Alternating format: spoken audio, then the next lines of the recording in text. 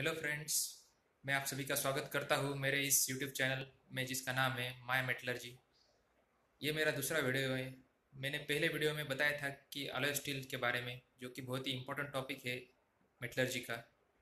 सो इस वीडियो में हम कंटिन्यू करेंगे वो टॉपिक अलॉय स्टील, और इस वीडियो में मैं आपको बताने जा रहा हूँ effect of alloying elements on steel. Alloying elements का इफेक्ट क्या होता है स्टील पे।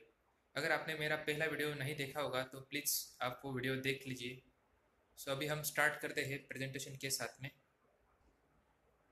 सो दोस्तों, हम इस वीडियो में देखेंगे इफेक्ट ऑफ अलाइंग एलिमेंट्स। जो भी अलाइंग एलिमेंट होते हैं उसका इफेक्ट क्या होता है स्टील के प्रॉपर्टी पे। सो यहाँ पे देखेंगे पहला इफेक्ट क्या है कि solid solid solution strengthening oblique hardening.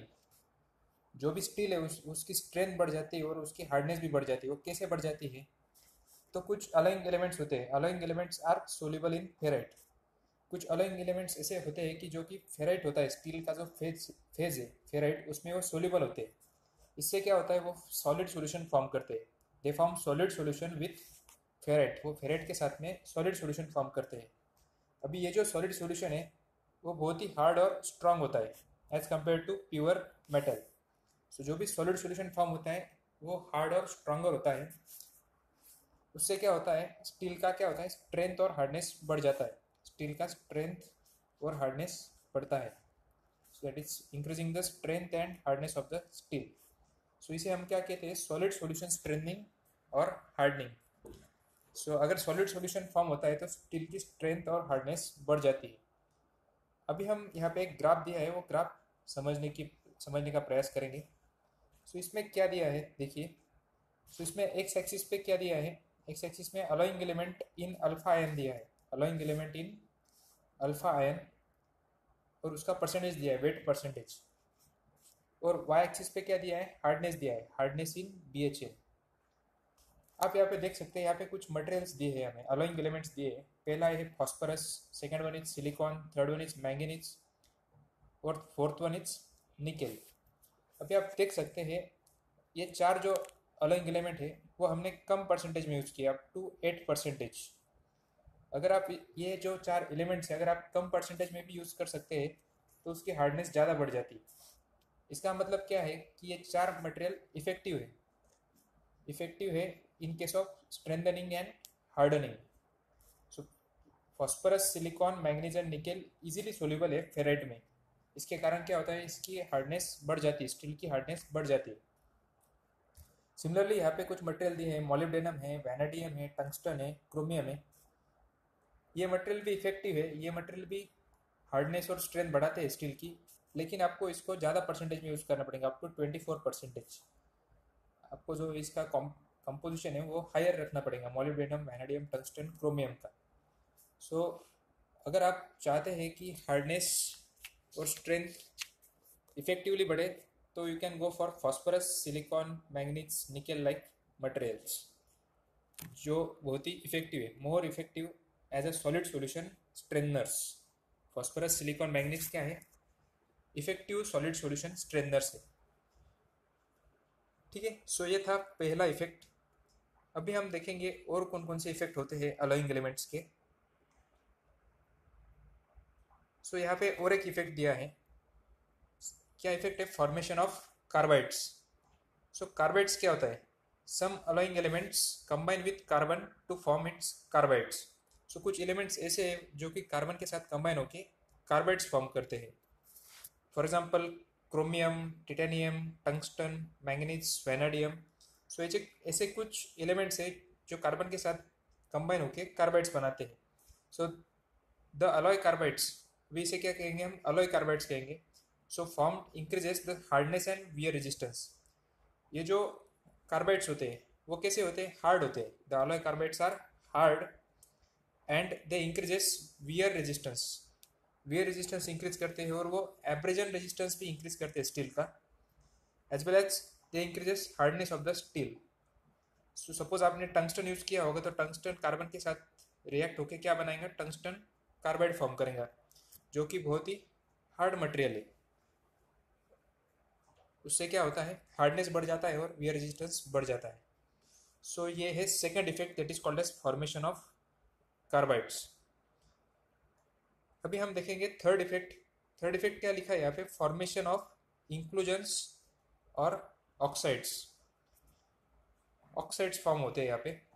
सो आपको पता होगा कि स्टील जब लिक्विड फॉर्म में होता है, मोल्टन स्टील होता है, तब उसमें कुछ ऑक्सीजन गैसेस एंट्रैप हो जाते हैं। उसे क्या कहते हैं हम, फ्री ऑक्सीजन कहते हैं। फ्री ऑक्सीजन क्या होते हैं, एंट्रैप हो जाते हैं। अगर हमें ये फ्री ऑक्सीजन रिमूव करने का है स्टील में से, सो हम उसमें क्या ऐड करते हैं, डी ऑक्सीडेंट्स ऐड करते हैं, deoxidants. So usually deoxidants are added to remove dissolve free oxygen from the steel. जो स्टील में का ऑक्सीजन है, फ्री ऑक्सीजन, उसे रिमूव करने के लिए हम डी ऑक्सीडेंट ऐड करते हैं। सो उससे क्या होता है, this deoxidations combine with oxygen to form oxide inclusions. इससे क्या फॉर्म होता है, स्टील में ऑक्साइड इंक्लूजन्स फॉर्म हो जाते हैं। So they form oxide inclusions inside the steel. So deoxidants कौन कौन से है, एल्यूमिनियम है, सिलिकॉन है, क्रोमियम है, मैंगनीज है। ये जो मटेरियल्स है ये डी ऑक्सीडेंट्स है। अगर आप स्टील में से ऑक्सीजन रिमूव करते हैं तो उस स्टील को हम क्या कहते हैं, किल्ड स्टील कहते हैं। आपने पढ़ा होगा, इसे हम क्या कहते हैं, किल्ड स्टील। अगर आप ऑक्सीजन कंप्लीटली रिमूव कर रहे हैं, that is called as killed steel.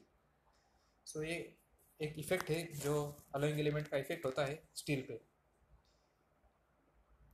Next हम देखेंगे और भी इफेक्ट्स है। सो और एक इफेक्ट है that is called as formation of intermediate compounds. Formation of intermediate compounds. So क्या लिखा है, some alloying elements form intermediate compounds with iron. वो आयन के साथ इंटरमीडिएट कंपाउंड्स फॉर्म करते हैं। वो सोल्यूबल नहीं होते आयन में, वो क्या करते हैं, इंटरमीडिएट कंपाउंड्स फॉर्म करते हैं। This compounds improve wear resistance and other mechanical properties. So ये जो कंपाउंड्स है वो क्या करते हैं, वियर रेजिस्टेंस इंप्रूव करते हैं और मैकेनिकल प्रॉपर्टीज जैसे कि स्ट्रेंथ बढ़ाते हैं। सो फॉर एग्जांपल यहाँ पे मटेरियल्स दी है, क्रोमियम है, vanadium, tungsten, nickel, silicon. So ऐसे कुछ एलिमेंट्स है जो आयन के साथ कंबाइन होकर इंटरमीडिएट कंपाउंड्स बनाते हैं। फॉर एग्जांपल अगर आपने क्रोमियम सिलेक्ट किया है तो FeCr आयन क्रोमाइड ऐसा एक कंपाउंड बन जाएगा जो कि वियर रेजिस्टेंट है। अगर आपने टंगस्टन यूज किया है तो कौन सा कंपाउंड बनेगा, intermediate compound, that is Fe3W2। ऐसा एक कंपाउंड बन जाएगा जो कि बहुत ही वियर रेजिस्टेंट है, उससे वियर नहीं होता ये जो कंपाउंड है उससे, इंटरमीडिएट कंपाउंड। इसका एक ड्रॉबैक क्या है इंटरमीडिएट कंपाउंड का, कि ये जो इंटरमीडिएट कंपाउंड है, ये जो फेज है वो क्या करता है, ब्रिटलनेस इंक्रीज करता है स्टील की। स्टील में ब्रिटलनेस इंक्रीज करता है और ये जो इफेक्ट है ये इफेक्ट अनडिजायरेबल है स्टील्स में। So this effect is undesirable. So usually intermediate compound बनाने नहीं बनना चाहिए, ठीक है। सो ऐसा एक इफेक्ट है फॉर्मेशन ऑफ इंटरमीडिएट कंपाउंड्स। अभी और एक इफेक्ट दिया है यहाँ पे, that is called as shifting और lowering of critical cooling rate. Critical cooling rate. So यहाँ पे क्या लिखा है, different alloying elements have different critical temperatures. So कुछ अलोइंग एलिमेंट्स ऐसे होते हैं कि उसका क्रिटिकल टेम्परेचर डिफरेंट होता है, हर एक एलिमेंट का क्रिटिकल टेम्परेचर डिफरेंट होता है। सो यहाँ पे और एक टर्म है that is ferrite stabilisers. Ferrite stabilisers and austenite stabilisers. So ferrite stabilisers क्या होता है, फेराइट स्टेबलाइजर्स A1 टेम्परेचर को रेज कर देता है, it raises the A1 temperature. A1 temperature क्या होता है, ये होता है इटेक्टोइड टेम्परेचर 727 डिग्री सेल्सियस। अगर आपको आयन कार्बाइड डायग्राम पता होगी तो उसमें A1 टेम्परेचर क्या होता है, 727 डिग्री सेल्सियस इटेक्टोइड टेम्परेचर।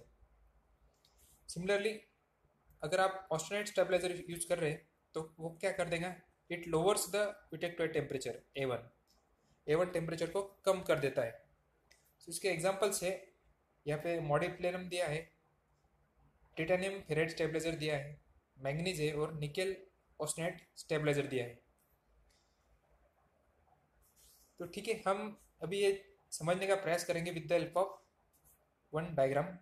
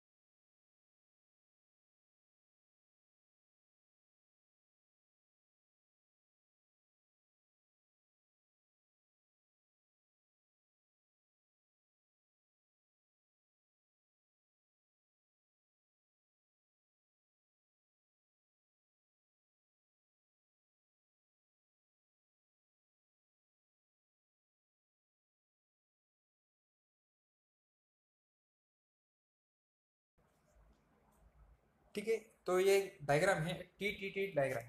कौन सा डायग्राम है? T T T. उसे क्या कहते हैं हम? Temperature time transformation diagram. इस डायग्राम में आप देख सकते हैं कि क्रिटिकल कूलिंग रेट क्या होता है। ये जो नोज है, नोज के पास से जो भी लाइन पास होती है टच करके, इस लाइन को हम क्या कहते हैं? क्रिटिकल कूलिंग रेट कहते हैं। अगर आप अलोइंग एलिमेंट ऐड करते हैं स्टील में, तो ये जो कर्व है, रेड कलर की कर्व दिखाई यहाँ पे, ये क्या होती है? शिफ्ट हो जाती है राइट डायरेक्शन में। राइट डायरेक्शन में, राइट साइड में शिफ्ट हो जाती है ये क्रिटिकल कूलिंग कर्व। सो इससे क्या होता है? ये जो क्रिटिकल कूलिंग कर्व है ये भी शिफ्ट हो जाएंगी राइट साइड में। ठीक है, अगर आप अलोइंग एलिमेंट ऐड करते हैं, then this incline line also shift towards right side. So इससे क्या होता हो जाता है? जो भी क्रिटिकल कूलिंग रेट है वो कम हो जाता है। ये जो पहली लाइन मैंने दिखाई है, ये वाली, ये लाइन का क्रिटिकल कूलिंग रेट ज़्यादा है। अगर वो राइट साइड को शिफ्ट हो जाती है तो उसका क्रिटिकल कूलिंग रेट क्या हो जाता है? कम हो जाता है।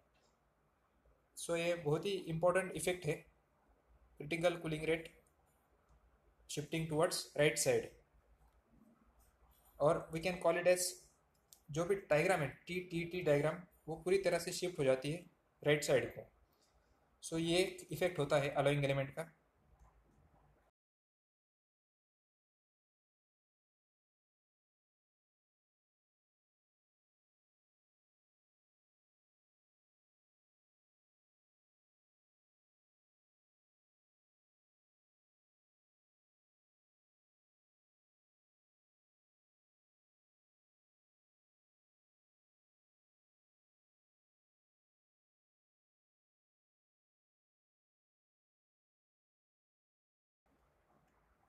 यहाँ पे और एक डायग्राम है, उसे हम कहते हैं आयन कार्बन फेज डायग्राम।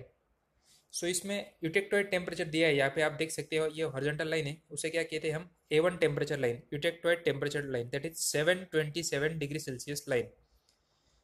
अब आपको पता होगा ये A1 टेम्परेचर लाइन है, और यहाँ पे ऊपर, यहाँ पे कौन सी लाइन है? ये A4 है, A4 टेम्परेचर लाइन है। अभी इस A1 से A4 के बीच में कौन सा फेज होता है? यहाँ पे ऑस्टेनेट होता है, दैट इज ऑस्टेनेट होता है इतने टेम्परेचर रेंज में, करेक्ट। और उसके नीचे from A1 to room temperature, यहाँ पे कौन सा फेज होता है? वो होता है फेराइट फेज, करेक्ट। सो ऑस्टेनेट की टेम्परेचर रेंज कहाँ से कहाँ तक है? A1 to A4। और फेराइट की temperature range A1 to room temperature है। सो अभी मैं आपको बताता हूँ कि ऑस्टेनेट स्टेबलाइजर क्या होता है और फेराइट स्टेबलाइजर क्या होता है। अभी ऑस्टेनेट स्टेबलाइजर क्या होता है? अगर आप ऑस्टेनेट स्टेबलाइजर यूज करते हैं तो ऑस्टेनेट की जो रेंज है वो बढ़ जाती है, वो यहाँ से लेके रूम टेम्परेचर तक आ जाती है। मतलब ऑस्टेनेट आपको हायर टेम्परेचर पे भी मिलेगा और लोअर टेम्परेचर को भी मिलेगा। मतलब क्या होता है? A1 जो लाइन है, A1 लाइन क्या होती है? डाउनवर्ड शिफ्ट हो जाती है। ये जो A1 लाइन है, it shift towards downward in case of austenite stabiliser. और अगर आप फेराइट स्टेबलाइजर यूज कर रहे हैं, फेराइट स्टेबलाइजर यूज कर रहे हैं तो क्या होगा? ये जो A1 लाइन है, A1 लाइन, ये A1 लाइन अपवर्ड शिफ्ट हो जाती है। इससे क्या होता है कि फेराइट की जो रेंज है वो हमें कितनी ज़्यादा मिल जाएंगी। सो इससे क्या होता है? हमें रूम टेम्परेचर को भी फेराइट मिलता है और हायर टेम्परेचर को भी फेराइट मिलता है। सो इसे हम क्या कहते हैं? फेराइट स्टेबलाइजर और ऑस्टेनेट स्टेबलाइजर। सो ऐसी प्रॉपर्टी रिक्वायर्ड है कुछ कुछ एप्लीकेशंस के लिए, इसलिए हमें यूज करना पड़ता है ferrite stabiliser and austenite stabiliser.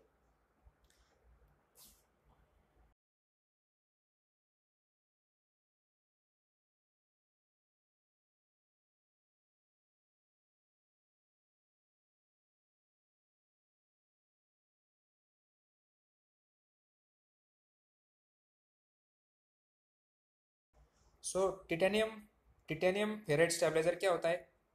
वो क्या करता है? टिटेनियम ये ऐसा एलोइंग एलिमेंट है, वो क्या करता है? फेराइट स्टेबलाइज करता है। और निकेल ऐसा मटेरियल है जो ऑस्टेनेट स्टेबलाइज करता है। फेराइट स्टेबलाइजर क्या होता है? वो raises, it increases the eutectoid temperature A1। और ऑस्टेनेट स्टेबलाइजर क्या होता है? It lowers the eutectoid temperature A1। ठीक है, सो ये है बहुत ही इंपॉर्टेंट इफेक्ट है। और आपने पढ़ा क्रिटिकल कूलिंग रेट का क्या होता है, critical cooling rate right side को शिफ्ट हो जाता है, शिफ्ट टुवर्ड्स राइट साइड, हमने देखा है वो ये टीटीडी डायग्राम में। ठीक है, सो ये भी बहुत ही इंपॉर्टेंट इफेक्ट है। अभी हम नेक्स्ट देखेंगे और एक इफेक्ट है that is called as change in volume during transformation. So यहाँ पे क्या लिखा है, the changes in microstructure results in change in volume of unit cell. अगर आप स्टील को हायर टेम्परेचर से लोअर टेम्परेचर पे कूल कर रहे हैं, सॉलिडिफाई कर रहे हैं, तो उसमें क्या होता है, वॉल्यूम चेंज होता है, और वॉल्यूम चेंज होने के कारण माइक्रोस्ट्रक्चर में भी चेंजेस होते हैं। और कभी कभी क्या होता है कि जो भी सरफेस है स्टील का उसमें आपको क्रैक्स दिखने लगते हैं। सो अगर आपको ये अवॉइड करने का है तो क्या होना चाहिए, alloys are added to reduce the volume impact. ये जो वॉल्यूम का इम्पैक्ट होता है वो कम करने के लिए हम उसमें अलॉयज ऐड करते हैं। उससे क्या होता है, क्रैक भी कम होते हैं और माइक्रोस्ट्रक्चर भी ज़्यादा चेंज नहीं होता है। सो इसमें एग्जांपल्स कौन कौन से हैं, क्रोमियम है, निकेल है, सिलिकॉन है, मैंगनीज है, molybdenum, vanadium, chromium, nickel, phosphorus, silicon. So ऐसे कुछ मटेरियल अगर आप वो ऐड करेंगे आप स्टील में तो क्या करेंगे वो, it will reduce the volume change, volume change कम होगा, उससे डिस्टॉर्शंस कम होंगे, और उससे क्या होगा, रिस्क कम होगा किसका, क्वेंच क्रैकिंग का। अगर आप हार्डनिंग करते हैं तो quench cracking will get reduced. So ये भी बहुत इंपॉर्टेंट इफेक्ट है। और इसके अलावा भी कुछ इफेक्ट्स है, other effects like besides those mentioned above, alloying elements are added to improve. क्या होता है, करोजन रेजिस्टेंस इंप्रूव होता है। करोजन रेजिस्टेंस कैसे इंप्रूव होगा, फॉर एग्जांपल क्रोमियम मटेरियल है, क्रोमियम क्या करता है, एक थिन फिल्म बनाता है, थिन फिल्म बनाता है किसकी, क्रोमियम ऑक्साइड की सरफेस पे, स्टील के सरफेस पे एक थिन थिन फिल्म बनाता है क्रोमियम ऑक्साइड की। इससे क्या होता है, करोजन रेजिस्टेंस बढ़ जाता है स्टील का। सो ये भी बहुत ही इंपॉर्टेंट इफेक्ट है। और एक इफेक्ट है दैट इज क्रिप स्ट्रेंथ, क्रिप स्ट्रेंथ भी इंप्रूव होता है। क्रिप स्ट्रेंथ कैसे इंप्रूव होता है, because of presence of carbides. जो भी कार्बाइड्स फॉर्म होते हैं कार्बन के साथ रिएक्ट होकर एलोइंग एलिमेंट, वो कार्बाइड क्या करते हैं, क्रिप स्ट्रेंथ बढ़ाते हैं स्टील का। सो ये भी एक इम्पॉर्टेंट इफेक्ट है। और क्या हो सकता है, फटिक स्ट्रेंथ भी इंक्रीज हो जाती है, जो भी स्टील की फटिक स्ट्रेंथ है that also gets improved as well as. और एक चीज़ यहाँ पे है कि जो ट्रांसफॉर्मेशन हो रहा है माइक्रोस्ट्रक्चर में, ट्रांसफॉर्मेशन हो रहा है वो बहुत ही स्लगिश हो जाते हैं। स्लगिश मतलब डिफिकल्ट हो जाते हैं। अगर आपको माइक्रोस्कोप के अंडर एलिमेंट्स को डिस्टिंग्विश करना है तो it will become very difficult, the transformation becomes sluggish. ठीक है, सो ये सब थे इफेक्ट्स ऑफ अलोइंग एलिमेंट जो हमने आज पढ़े। अभी हम नेक्स्ट वीडियो में हम देखेंगे कि हर एक अलोइंग एलिमेंट है, जैसे कि क्रोमियम है, निकेल है, इसकी प्रॉपर्टी क्या है, हर एक एलिमेंट की हम प्रॉपर्टी जानने की कोशिश करेंगे। सो मैं आप सभी को धन्यवाद कहता हूँ, thank you so much for watching this video. और मेरे इस यूट्यूब चैनल को प्लीज़ सब्सक्राइब कीजिए और please like my video and give comments. Thank you so much friends.